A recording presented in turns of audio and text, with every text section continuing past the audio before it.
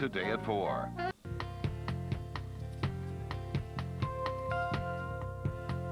A daytime to remember.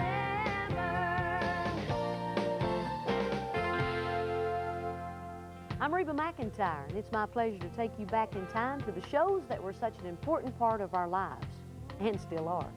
In today's Daytime to Remember, we'll show you just what One Life to Live's Karen Wolick did to keep her sister Jenny happy. Now, I have two sisters, Susie and Alice, and I know in my heart that I'd do anything for them. My brother Pate, too. Back in 1979, Karen and Jenny were as close as two sisters could be, though they were different as night and day. Jenny was a former nun and as sweet a girl as you'll ever find. Karen, as we saw in yesterday's show, was a reformed woman of ill repute. In today's show, Jenny has just given birth to a baby girl who was clinging to life in the hospital nursery. And to make matters worse, she had just thrown her philandering husband Brad out of the house for good.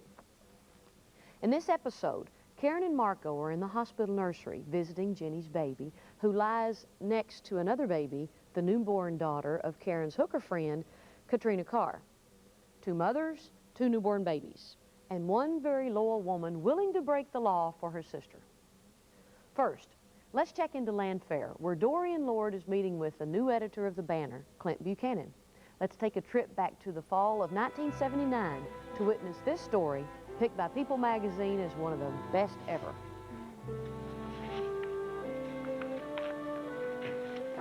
Mr. Buchanan. Clint, I'm so glad you could stop by. I hope I haven't interrupted your evening. Oh, well, please sit down at any rate. Oh, you look tired. Are you hungry? I could have cook make you up a light supper. No, I had something before I left the office. What seems to be the problem? Oh, well, I just got the Banner's financial report this morning, and I do have several problems with it. I made you a copy. I've marked the problem areas with paper clips. I wasn't aware that you had started an internship program. I think it's a wonderful idea. So is that one of the items you're having a problem with? No. Felicia, what is it? Miss Cummings and Miss Ashley have just arrived, ma'am. Did you tell them that I was in the middle of a business meeting and couldn't be disturbed? Yes, ma'am, but they said it was very important. Something about a budget problem for next week's show. This seems to be your evening for dealing with financial problems. Felicia, would you please show them in? Thank you. Yes, ma'am. I keep hoping that Gretel will be able to handle these problems by herself.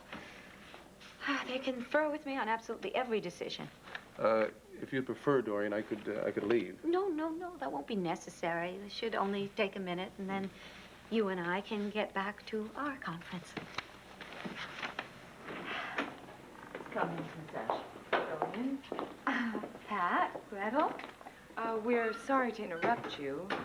Well, as a matter of fact, Clint and I were discussing some business, but, what can I do for you? Now, Jenny, you try to get some sleep because tomorrow morning you're going down to the nursery to see the baby. Oh, and you expect me to sleep? Well, try dreaming about the baby. After all, she happens to be the most beautiful baby in the nursery. A purely subjective opinion, Doctor? No. All the nurses agree with me. Mm-hmm. Do they have another choice? No. Look, is there anything you need? No, I'm just fine. Okay, I'll be up tomorrow morning after breakfast to see you, okay? Will? Yeah? She's going to be okay, isn't she? Well, of course. What are you worried about, Jenny? Oh, she's so tiny. Well, there's nothing to worry about. She's going to be fine. Her vital signs are being monitored, and so far, no complications. I know, but I can't help but worry about her. In the delivery room, her first cry sounded so weak I could barely hear her. Jenny, will you please stop it? She is going to be fine. Nothing is going to happen to her. Come on.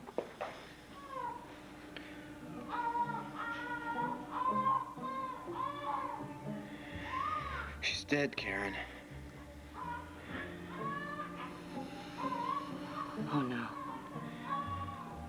Oh, no, she can't be.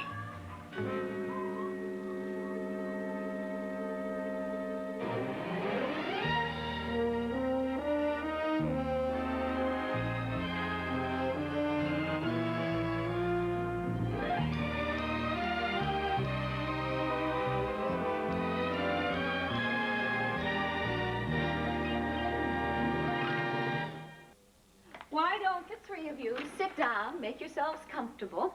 I'm sure you have a lot of catching up to do.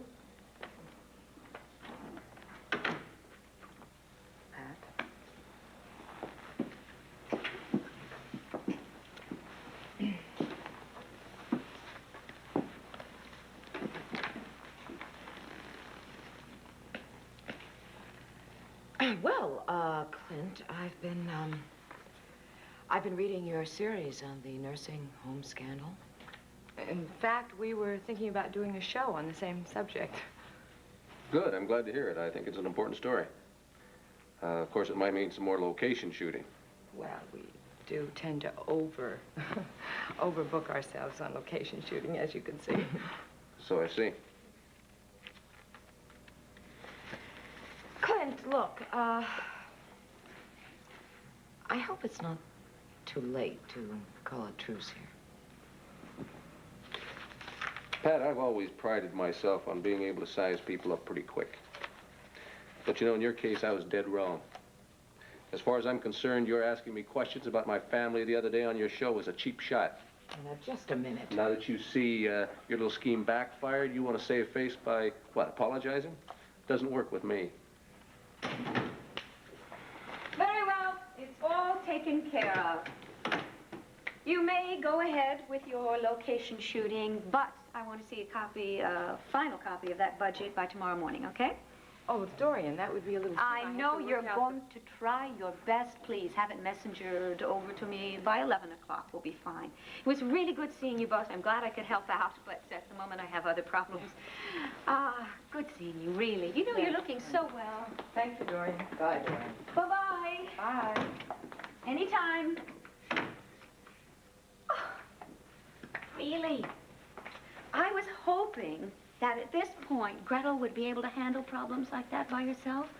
Obviously, I was mistaken. Well, having to work with that prima donna can't help any.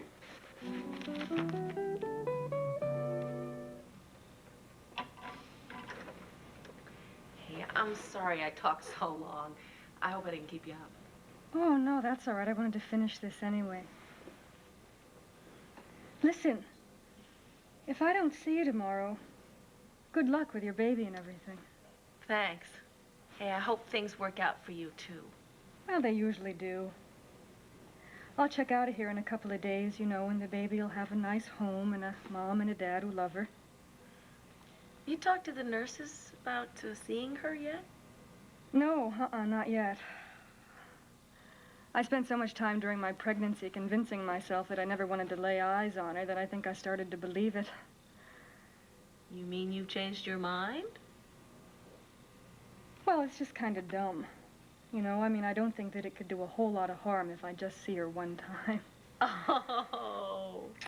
Well, everybody tells me that she is just beautiful, so I have to see her for myself. It'd just take a minute, and it would be the only time I'd ever get to look at her. Well, you just be careful, you know, because once you see her, you'll want to hold her. And once you've taken her in your arms, well, you just may never want to let her go. I don't think I have to worry about that. She'll be in an incubator anyway, so I won't be able to touch her. I'll just sort of look through that little glass window, you know. Do you think that'd be okay if I did that? Yeah, sure. You know what I could do? I could tell the nurse to just wheel me down there the first thing tomorrow morning. What are we gonna tell Jenny? This baby was Jenny's whole life. I'm sorry. I have to go get the duty nurse. No, please, just wait a minute. We don't have to tell anybody yet. Listen, we have to report it, though. We don't have to tell Jenny until tomorrow, okay?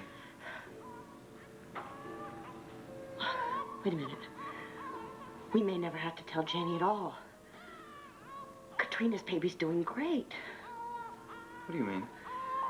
You know exactly what I mean. Katrina doesn't want her baby. She even refused to see it. You know that. I tell you what, let's give Katrina's baby to Jenny. Nobody ever has to know about it.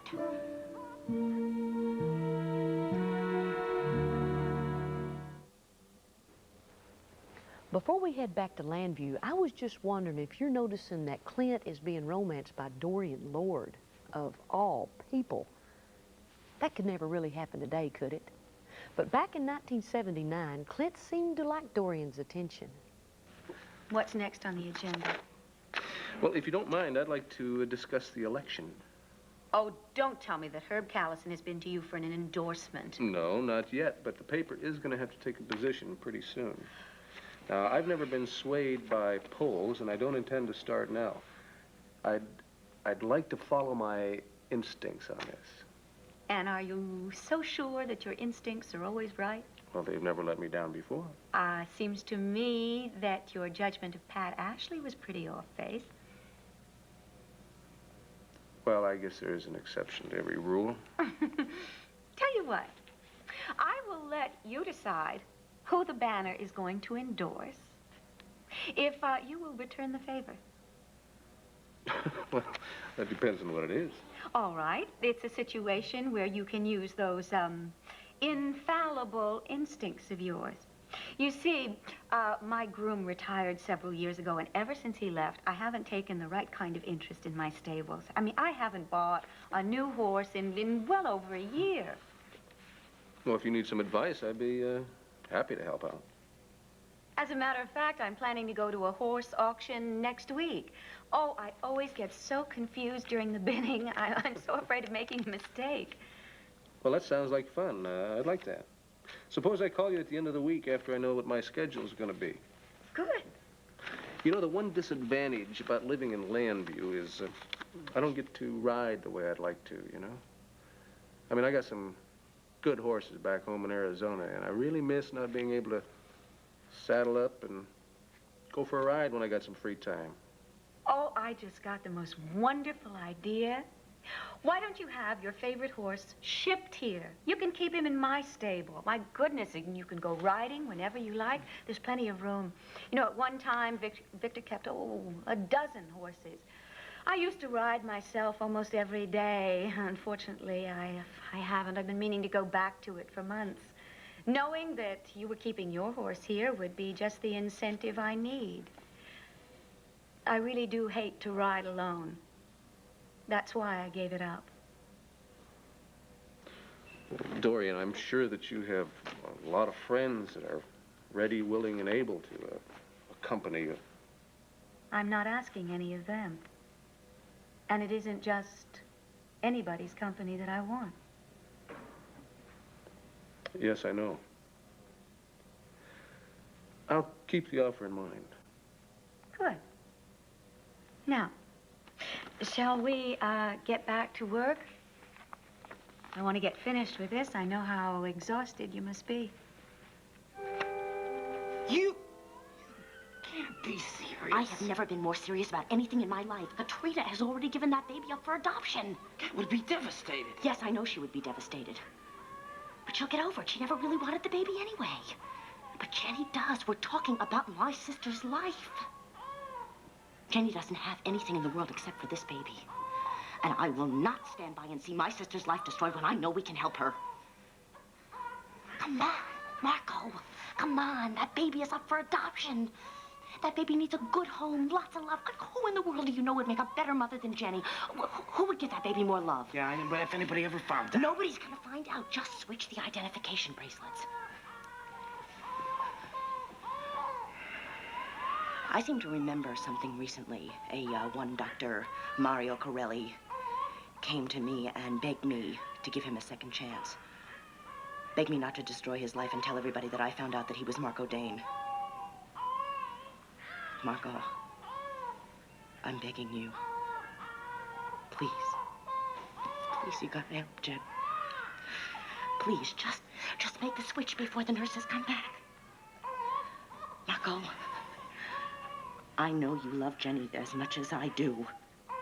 Please, help me.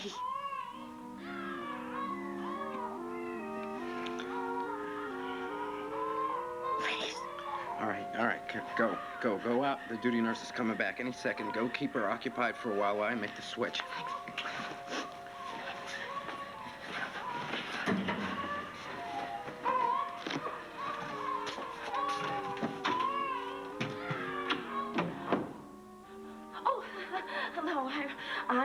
I'm Mrs. Wallach. I'm Jenny Vernon's sister. Yes, Mrs. And Wallach. I Is saw... anything the matter? No, actually, it's just that Jenny's a little concerned. She's a little upset. She's not getting very much sleep, so she wants me to check on the baby, and I know that unless I find out if it's all right, she's not going to be okay. She's not going to be able to sleep. Oh, I'm sorry, Mrs. Wallach, but only authorized personnel are allowed in the nursery. Oh. Now, if you'll excuse me, No, I know. You could just stretch the rules a little bit. There's just this one time, please. Because, really, I know she's been under a lot of stress lately, and it would... I'm sorry, but it's... Dr. Corelli, is anything the matter? The Katrina Carr baby, she died.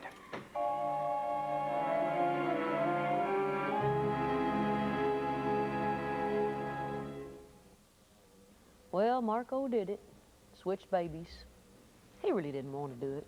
But come on, could you turn Karen down? That girl could sell me the Brooklyn Bridge. Switching babies was just one of the many misadventures Marco Dane gave us over the years. And here's something even I didn't know about. Would you believe that Marco was only supposed to be on the show for 8 days and then out? But he became so instantly popular that he stuck around for a full decade. Marco Dane was a real favorite of mine. I'm sorry. There was nothing that could be done to prevent it. Peter? Oh, I'm glad you're here. I guess that Mario has just told you what's happened. Yeah, his diagnosis is respiratory failure. That baby died 20 minutes ago. Well, Katrina Carr will have to be told as soon as possible. Really? Why? Well, Karen, I'm afraid in cases like this, it is best to tell the mother immediately. No, Zan, I don't think there's anything to be gained by telling her right now. It's very late, and I'm sure she's asleep by now. There's no point in waking her up to give her bad news. Yeah, but that means we're going to be the ones to tell her tomorrow morning. You see, her own obstetrician should do it, but he's not going to be in until tomorrow afternoon. All right, Zan. I understand that. I'll tell her. I think she should be told first thing in the morning, though. Karen, you're Katrina Carr's closest friend. I think that you should be there. Well, really, I mean, that doesn't make any... Well, sure, that'd be all right. You don't mind? No, it's not that I mind. It's just that I think that she'd probably want to ask you a lot of questions, some medical questions. I understand. I'll try to handle that as quickly and as efficiently as I can, but the important thing is that she's got somebody there for emotional support. Karen, I agree. I would really appreciate your help in this. But you know, right now, I think you should try to get home and get some rest. If you will excuse us just for a minute, Peter, I need your advice on the Henderson baby, so... Sure thing.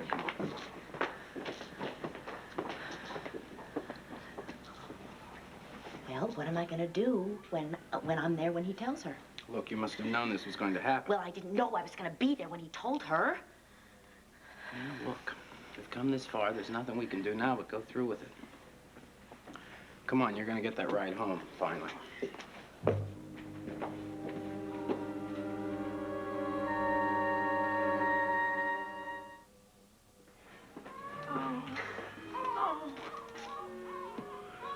Peter.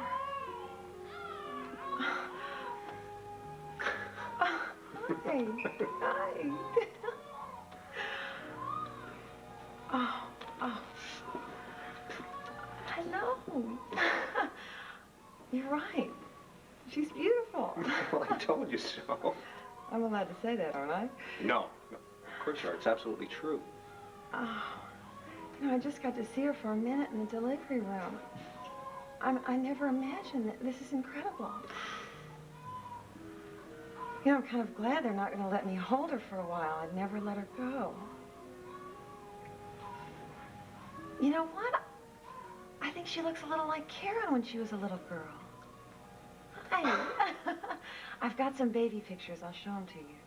No. I think she looks a lot more like you. Oh, do you really? Yeah.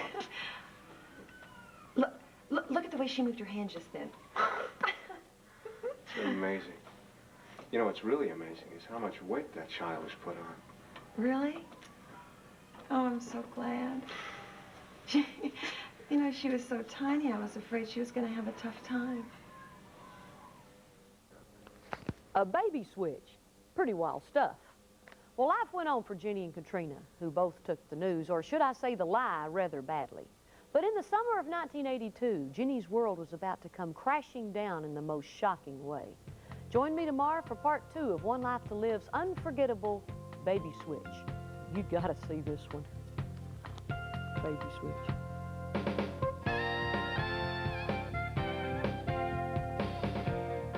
Tonight, if a cop can't protect his own daughter from drugs, how can you? The shocking drug culture our kids face every day at school on an all-new High Incident. ABC tonight. Watch what happens when Jake is faced with Liza's heartbreaking betrayal on All My Children today.